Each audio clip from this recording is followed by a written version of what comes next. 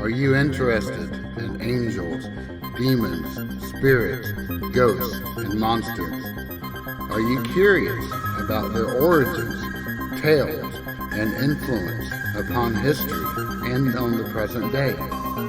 If so, sit back, relax, and welcome to Southern Demonology, the podcast that explores all of this and more.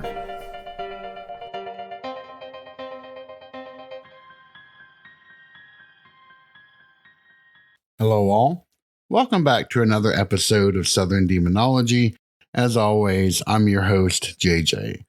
Yesterday, I had the pleasure of appearing as a guest on Paranormal Radio, which is a UK-based YouTube channel that goes through and interviews other people that are involved in the paranormal space. And it was a ton of fun. The link for that will be down in the description, so please feel free to check that out if you would like. Otherwise, the website is getting some updates. I'm actually adding in a homegrown content management system for the site. I've actually been writing press releases for a few of our episodes. There's going to be some recurring news, some bulletins, some blog posts. That's all going up there.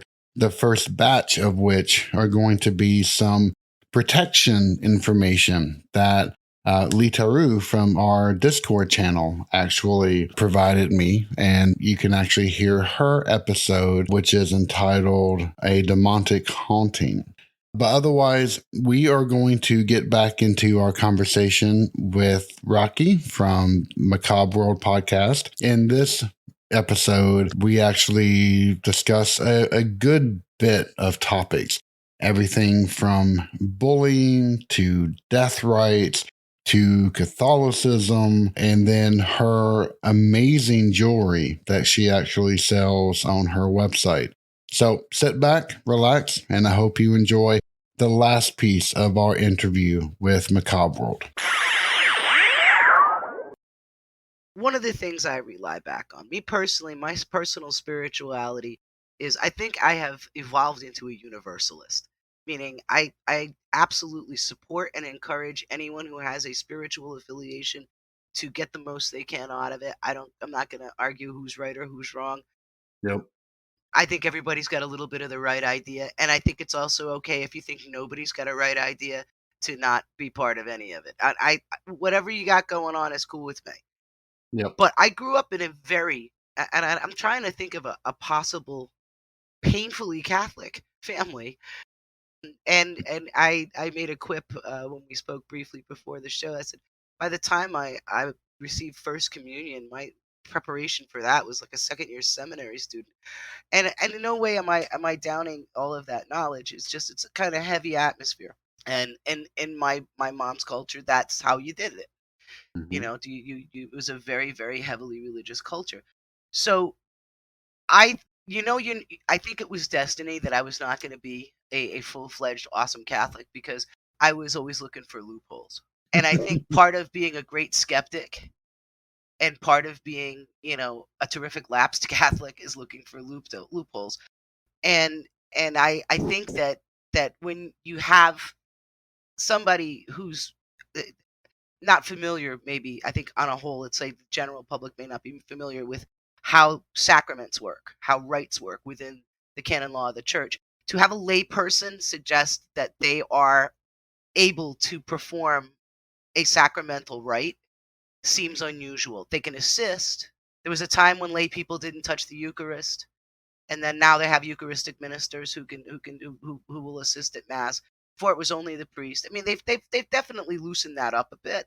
Right. But at the time, there were claims made about exorcisms being something that laypersons could do. I think that rang false with me. Yep, I am completely there with you on that one. Now, I know that there are some variants of the Catholic Church.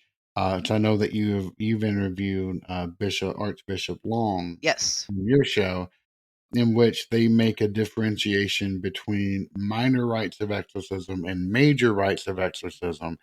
I still in my heart of hearts, that's still kind of like threading the needle on that one. I'm not quite sure how I feel about Well, this is going to be the worst pun of many. The devil is in the it. I love details. puns. Yep. The devil is surely in the details here. Archbishop Long was a fun interview, and he's a terrific human. I think that I understand where he's coming to, and it's. I think there's lots of hairs that got split before the plan filtered down to what we have now. So in no way am I suggesting that Archbishop Long designed it this way, but I think there was more allowance. I mean, I think it boils down to the fact of what you understood as exorcism versus the minor rite, the major rite, and I think he really illuminated that very clearly and very well. But I think there may have been some gullibility on the part of the public because, in general, most people aren't going to realize there's a minor and a major with exorcism. They're just going to watch the movie The Exorcist. The power of Christ compels you. The pea soup, and they're just gonna assume that that's how it goes. I need an old priest and a new priest. Oh dear, Even though yeah. it doesn't work like that, but Try to find a new priest. yeah, Those are exactly. thin on the ground. I think Especially actually, nowadays. and this isn't in no disrespect to anyone's faith. I think that there has to be a lot of what's the word I want? Renovation and updating. Vatican II was in 1963. Just a little side message. If folks in the Catholic Church want more practitioners, you need to be more updated and inclusive, I think. Oh, and just the sheer amount of priests that actually still refuse to recognize Vatican II, that still only insist that the old Latin rites are the only true rites that bring true, right? And even priests that now actively don't go against the Pope and don't believe that the Pope is what he's supposed to be, is it just kind of like breaks my mind a little bit. And we got a nice pope now. Yes, we do. He's a Thank nice goodness. pope. And I've probably gone through 6 popes myself, 6 or 8 popes. I'm not sure. I never counted. And like I said, I'm no longer in the games as it were. Are we losing our sense of the ancient rites in general? Are the folks that are clamoring on and holding on to pre-Vatican II Catholicism, are they trying to save something? I'm seriously, I think about that. I mean, because we're No, always talking. that is a wonderful question Are they because trying to save something? You know? I do think they have a point. I'm not arguing against that. And in fact, I mean, whenever you read about exorcisms in particular, because it does kind of like paint it in a certain light, they do many exorcists say that the older the language in which you can speak, the more effective it seems to be against the dwelling host. And I mean that does make a perverted kind of sense. So maybe there is a lot of justification there. I'm certainly not pretending to have the answers because I never do. Yeah, that's a pretty open ended. But it's all of our definitions have gotten a little slushy, and I think I understand when people want to cling to what they've always known. I have compassion. Just because I'm a little fly of the seat of my pants, always looking around the corner for something crazy, kooky, and new to learn, doesn't mean everybody feels that way. And I'm very very accepting and compassionate to people who have firmly rooted opinions. They don't have to match mine, and they don't have to have the same sense of adventure spiritually or otherwise. There's something to be gleaned in the old versus new. I think that, and you can just take that from paranormal investigation. You can take that from. I had a chance to talk to a terrific guy named Dan Sturgis. Dan Sturgis is out of New York City, and he's a paranormal researcher. People see him on the Travel Channel, Paranormal Caught on Camera. Yep. And he and I were talking about like the equipment because there's a lot of these ghost hunting shows now. And Dan said something that really stuck with me. And he was just like, I just bring in a tape recorder and a pad and a pen. Because we all got cameras on our phones now, But if you are responding to a report where somebody heard something or saw something, you got ears, you got eyes. That's about it. He says, you don't need, he says, the rest of it, he says, they didn't experience this with all kinds of gadgetry. They experienced it in their everyday life.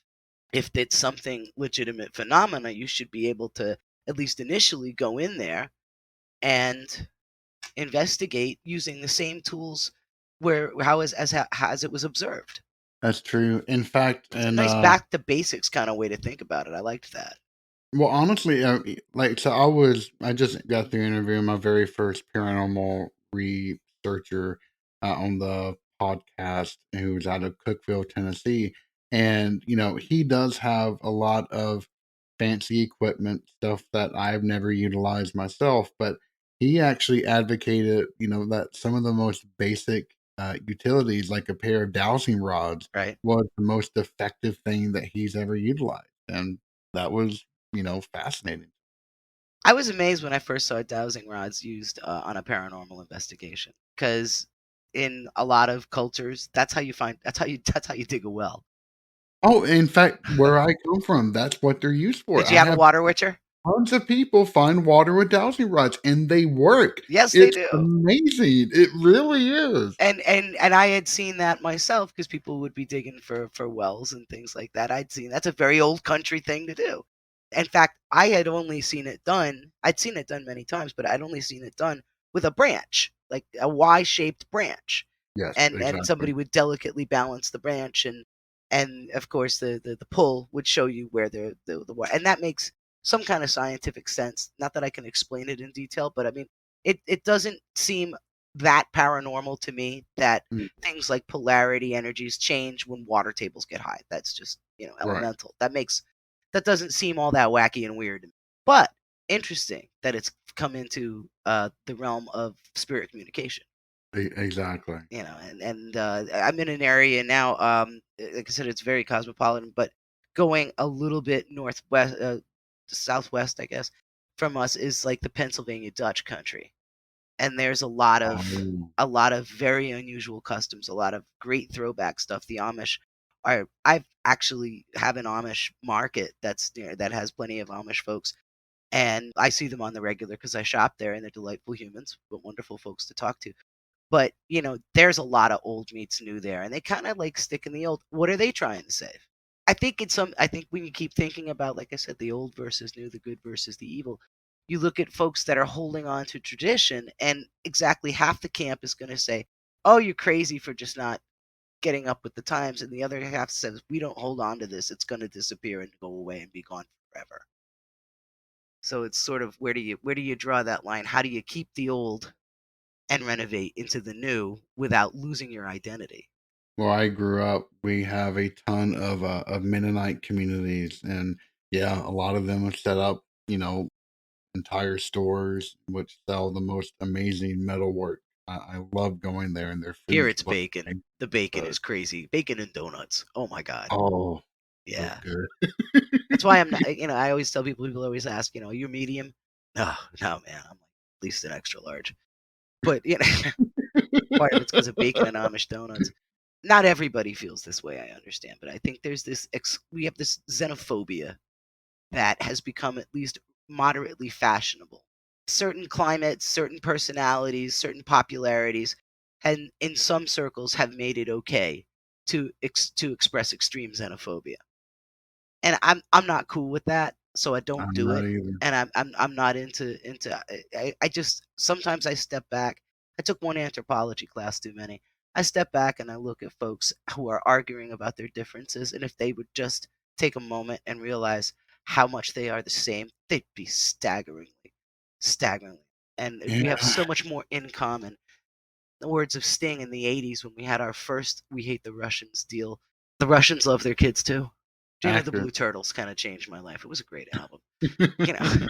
But it's a crazy thought. We're all arguing about minutia and differences instead of embracing our same. What's the evil that we're fighting? I mean, we want to get into this yin yang, this good versus evil, old versus new. We don't know who's right and who's wrong anymore. We don't have the answers anymore. We don't know is there an afterlife, a before life? This one's an atheist, that one's and we're all just going to argue about it instead of saying, well, why don't we try to, support each other and learn together? In fact, there's an American philosopher called Alistair McIntyre, who wrote in one of his books that was kind of famous that we have forgotten how to hold a civil discourse on morality ever since 1947.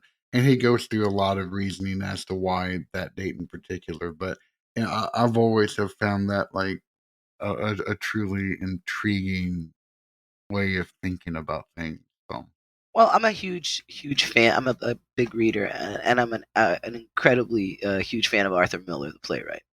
And mm, I loved that he did a direct allegory to the McCarthy trials in his play, The Crucible. And exactly. there was, and I think the amount of insight. Speaking as somebody who grew up not too far off from Salem, Mass, and went there frequently because there was all our field trips were like Salem, Bunker Hill, Old North Church. Been there a That's lot. awesome. Well, we do all these great, cool field trips, learning history when we kids in like third, fourth, fifth grade. And it was all Revolutionary War because it was all around us. We had all these Hmm. monuments, we had all these plaques, we had lots of cannons and everything. And so somewhere around April, somebody said, "Oh no, we better catch them up to at least like Vietnam." And then so I learned about the American Revolution for 6 months, and the next 2 months we're just trying to catch up to get to at least get to the Vietnam War. But we went to all these cool places and going in Salem. When you experience like what Salem is like, and you learn about those trials, they were highly political. It was a brilliant reference on Miller's part to link that to the witch trials because it was hugely political. Do I think that they were actual metaphysical witches? I don't know. I have lots of people I know who say they're witches, and that's okay. They practice a religion that embraces that, and that's awesome, and they're great. I have lots of friends who say they're a lot of things. I Hmm. was an EMT for many years. I had a patient say he was a fire truck. It's all okay.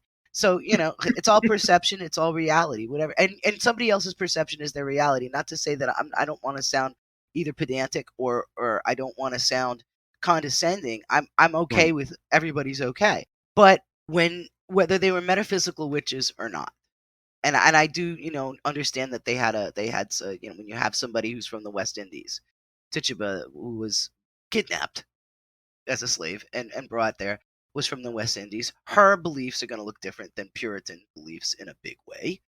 But Right. a lot of people don't realize that some things I like to consider when looking at some of these famous cases are things like ergot poisoning. There's a lot of food and drink that probably wasn't stored really well. So you're going to get some of your molds and things. The other thing that drives me is the political gain. The fact that when you were accused and arrested for witchcraft, you had to pay for your imprisonment until trial. And they made a nice, tidy, steep fee for your imprisonment. So if you could not pay that fee, you forfeited part of your lands. And some folks have kind of like looked at it from a different angle and said, all right, let's say JJ, you and I are neighbors. I got 5 acres, you got 10 acres, and there's a 5 acre parcel that's right up against your land that I want. And I Hmm. ask you to sell it to me. And you don't want to sell it to me because you think I'm a jerk. You're not wrong. So you don't want to sell me your 5 acres. If someone could be cajoled to point at you and accuse you, you go into debtor's prison. What's going to happen? I mean, now go into prison and you're going to incur debt, and then the debt has to be paid off by the sale of your lands. Who's going to be first in line to buy it? Right. And if one goes and searches a lot of these, there's a few books that explore this. You'll see that there's some interesting land transactions that seem to heavily suggest that there could have been some political motivation. So you have bored teenage girls, somebody with some unusual beliefs that were brought in from a different place in a different culture, and then you have people. Well, you have avarice, you have greed. And I mean, just to divorce it from, you know, from the maneuvering well, actually to embed it even more firmly into the maneuvering aspect, if you have a woman who is very outspoken, what better way to get her out of your hair than to accuse her of something like that? I mean, it's sad to say. And, there's been a lot, especially in this current political climate, there's been a lot of hypothesizing about that with the Sure. current supposed ruling that's going to be handed down on Roe versus Wade, and it's more than a little bit chilling. So Well, it becomes The Handmaid's Tale, and I think that was another brilliant piece of literature that I know that absolutely, everybody talks about it, but I think we're gonna see that book turn into a classic a lot sooner than you thought. in our There's a lifetimes, lot of teachable absolutely. moments there, and things like that. Well, talking about who's a witch and who isn't. My grandmother from Portugal was kind of kooky. She was very religious, but she also had like a very syncretic way of approaching that. And she enjoyed things like she told fortunes with cards. She read tea leaves. She had statues of saints that she dressed in different outfits, Hmm. which is a little unusual to some. But having shrines in the home, if anyone travels abroad, that's not that unusual. It's not that weird. It's a little weird. I'll go with that, but it's not that strange. And of course, growing up around that, I don't think it's all that odd at all. But there was all of this symbolism, all of this rich symbolism, and she was not allowed to join. She actually was going to become a nun, and Hmm. she was kicked out of the convent for being outspoken, for being a little different, and that kind of thing. So when you're outspoken and when you're different, if somebody's got a religious square peg, that round you're not going to get. I mean, you're not going to get it through a round hole. And I think Actually, that's speaking crazy. about shrine and icons just in general, I mean, that's actually what got me to convert. I mean, that's actually what piqued my interest in the Catholic Church to begin with. We were walking in the doors of St. Teresa in Farmville, Virginia, and I thought I had was about to bump into somebody, and I turned around to excuse them. I mean, to excuse myself, and it was actually an icon of Saint Teresa herself, Oh, and sure. it kind of threw me because I had never seen icons before ever, and that and going to Japan and seeing like personal shrines dedicated to deceased family members. If you're not from there, it kind of takes your breath away, and it gives it even more of a reverence than what you may feel if you were not originally a part of that tradition or that background. I think it's a wonderful way to express respect and grief, and to work through those feelings. Respect, love, and grief, I think, are very difficult at those times. And I think having something that honors them. I mean, you see those. I love funerary culture, which probably makes me sound like a real death nerd, which is kind of true. I am a death nerd, but But it's that's the way it should be. right, but looking at funerary culture, I mean, my two favorite funerary cultures are the Victorians and the Egyptians, Hmm. because in both cases it got way overdone. It's where they really took it and ran with it. I think some of the lingering, and I don't think a lot of people realize where a lot of these lingering customs that we have, like eating a meal after the funeral, or the collation, if you will, or whatever you want to call that post funeral get together. Well, I mean, it's true in a lot of cultures you celebrate good, bad, and otherwise, you bond together over food. But there was, that can go back to some of the sin eating, a custom in the medieval times in Europe, where when someone died, you could pay someone to eat a meal for their soul, Hmm. to benefit their soul. They're called sin eaters, and that there's been some interesting Hollywood adaptations, and the custom of the collation after the funeral has really evolved, or at least there was could it have, from that sin eating concept. I mean, the whole you eat after the funeral. Right.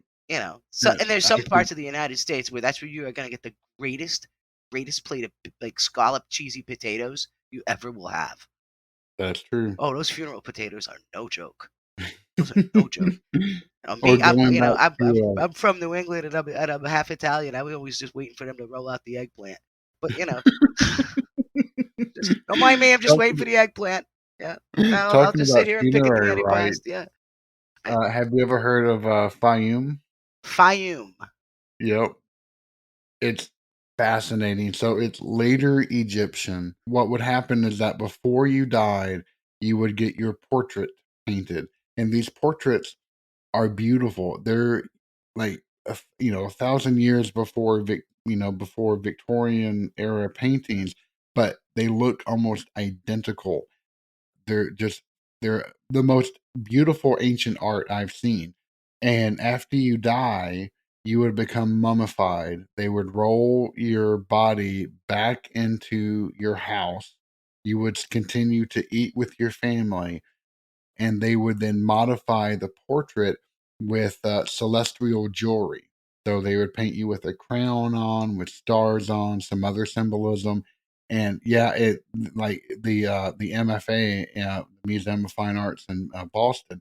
They have an extensive Fayum collection, and they're beautiful. It's That's freaky, incredible. but it's beautiful. Well, they the preparation and the ritual for funerary custom is no small thing, and I think a lot of people don't realize how much of it filters into our modern life. I never the funeral home. We always call it a funeral parlor. I mean, I don't know if that's part of it is colloquial to my region, but there was a time, and it was not in my lifetime. I can honestly say I don't want to make any claims that are not true. I have never attended a wake in a home, but I am one Kevin Bacon away from a whole generation of people where that's all they did. And because my mom, she says, "Oh yeah, we always waked at home." My mom is from a very humble family, and she says that's what she did. They were laid out in the front parlor, or the Mhm. parlor, whatever the accent, but Yep. they were laid out in the front room, and people came in, paid their respects, and the wake was done, and that type of thing. And it's these customs are still in place because we still have the wakes that we have today. People have a meal after the thing. There's a lot of different customs I think that we hold on to. This is why when we go back to talking about people who are desperately holding on to the old, how do we incorporate it? How do we get them comfortable enough to loosen their grip? How do we get them into the next level of involvement? And I think if you actually look at that concept through a number of cultural things, that's half the problem. It's people, whether it's a political opinion, religious opinion, you get folks rooted so deeply into one section, and they're terrified to lose their grip because then it's going to be anarchy. Then the monsters are going to get us. The monsters Yep. are going to rule us. Whatever they're afraid of is going to happen. They're going to create their own reality of fear. And which is, I think, one big reason why horror movies are so popular, because the more outrageous, the more crazy. We love that because then that's what's real horror. What's happening day to day isn't horrible. It's Exactly. our fantasy comparison. But if we could learn how to like just get to a point where we could just loosen our grip a little. Of course, I'm not speaking of myself. Everybody knows I ain't tied up too tight, so my grip, But my grip's honest, gone. I think that the more someone views the world only in pure shades of black and white, the more stuck they're going to be in whatever worldview they have. And honestly, that is one of the to roll it back.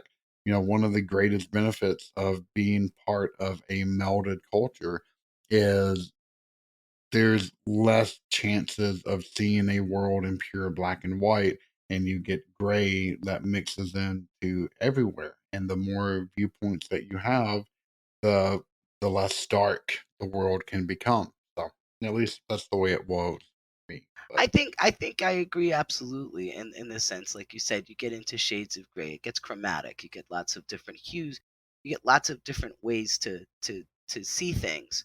You get to see things through a kaleidoscope that changes instead of just one static view, because everybody's going to see things a little differently. And I think part of the reason I've enjoyed that and I've learned things like where I live now, you cannot. I've lived in different places in the United States, even though I grew up in New England. But like where I live not too far off from the New Jersey Pinelands. And the most famous story coming out of the New Jersey Pinelands, and arguably, is the Jersey Devil. yep. And you can't swing a dead cat, not that you should, in New Jersey at, let's say, a gathering or at a tavern, perhaps, or as we say up north. You can't swing a dead cat in a bar in New Jersey without running yourself into somebody who has either seen the Jersey Devil or run into Bruce Springsteen. Those are the two stories you'll hear at a bar in New Jersey. Is that somebody had a Jersey Devil experience or they met Bruce Springsteen. Jersey people, you're kooky. I love you. But yeah, that's what you hear. But when I lived out in Washington State, I lived in Yakima, Washington for about a year in the 90s, which is a very interesting experience. And there's some terrific people out in that area. And the scenery, if you've never seen it, is just breathtaking. But, any place you sit out in Washington State, any bar in Washington, you're going to hear the Bigfoot story. And, because we all got crazy stuff. We got the Bigfoot, we got the whole, and wherever you go, there you are. You're gonna get, even small places are cosmopolitan when you start talking about the creepy. Exactly. So I don't want to miss the chance of getting to talk about this. Looking at your website, there are some beautiful pieces of artwork there. Thank you. Can you tell me a little bit about that? I make jewelry out of real human bone. And that's usually like one of those record slide scratch conversation stopper moments. I make jewelry out of real human bone. And somebody goes, "What?" Yes. They are, and I'm not very cagey or strange or mysterious, I'm sorry to say, about the origin of the bones. They are retired medical specimens. There are bone brokers that buy and sell human remains, and it's Mm-hmm. not a dark, dire type thing. They are collectors, usually medical enthusiasts, and for whatever reason, so there are, and for some reason, the Oddfellows have tons of skeletons in their closets, quite literally. So they're a and I think bones are beautiful. I grew up looking at all those old gravestones made of slate in those New England graveyards from the Pilgrims and stuff, and like John and Priscilla Alden's daughter is buried in Little Compton, Rhode Island. I used to regularly walk through that cemetery, and see her stone. So we're rooted in some really, really deep history.